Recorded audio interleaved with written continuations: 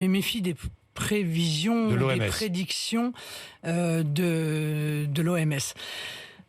J'aurais réagi totalement différemment depuis le début de cette crise sanitaire, donc je n'ai pas de difficulté à le dire. Je pense que le président de la République, se sert de cette crise sanitaire parce qu'il pense que cette crise sanitaire le sert. Voilà. Donc il fait durer le suspense indéfiniment. Moi, j'aurais mis en place les moyens de détecter en préventif les clusters.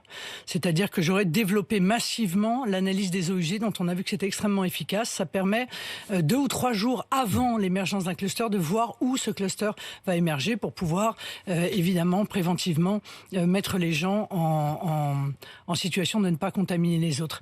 Deuxièmement, j'aurais laissé la liberté de prescription aux médecins parce que c'est quand même la première fois, me semble-t-il, que c'est l'État qui impose aux médecins les médicaments ou interdit aux médecins les médicaments pour soigner telle ou telle affection. Moi, j'ai confiance dans les médecins et donc je leur aurais laissé la liberté de prescription. Or, ça n'est pas le choix qui a été fait. Le choix est un choix toujours de contrainte.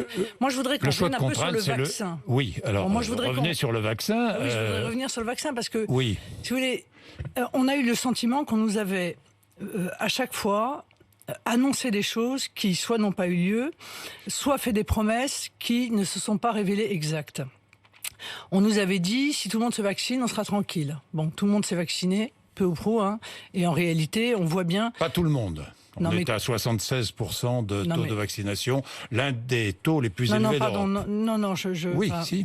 Je pense que parce que vous incluez des enfants et que je ne souhaite pas qu'on vaccine d'ailleurs par ailleurs. Les 5-11 ans. Mais voilà, je le dis clairement devant vous. Oui. Hein. Moi, je ne souhaite pas vacciner les enfants de 5 à 11 ans. Voilà. Je pense que c'est faire prendre un risque dont le bénéfice n'est pas du tout assuré. La situation est la suivante. La situation est la suivante. Oui. En réalité, on maintient le pass sanitaire. Oui. Soit le vaccin est utile et le pass sanitaire n'a plus lieu d'être, soit le vaccin n'est pas utile et le pass sanitaire n'a plus lieu d'être. Est-ce que le pass sanitaire n'a pas servi aux Français à se faire vacciner? Est-ce que ça n'a pas servi à inciter à la vaccination? Le pass sanitaire, oui, mais franchement. Donc le pass sanitaire a servi, vous avez parfaitement raison de le dire, à obliger les Français à se vacciner. C'est donc un pass vaccinal. Il n'y a qu'un malheur, c'est que nos hautes institutions ont considéré qu'on ne pouvait pas utiliser le pass sanitaire pour forcer les gens à se vacciner. Donc en réalité, on contourne la loi et en contournant la loi... en place quoi? Une obligation vaccinale? En contournant la loi, on contourne les libertés. C'est pas anodin. Je veux dire, on est en train de parler des libertés individuelles, des grandes libertés publiques. Ça n'est pas anodin. Alors on peut, et les Français peuvent accepter de concéder une partie de leur liberté si vraiment c'est proportionné, encore une fois, au but à atteindre. Aujourd'hui, il n'est pas le sentiment que le but à atteindre ait été atteint. La preuve d'ailleurs, c'est que demain soir, le président de la République va à nouveau prendre la parole sur ce sujet.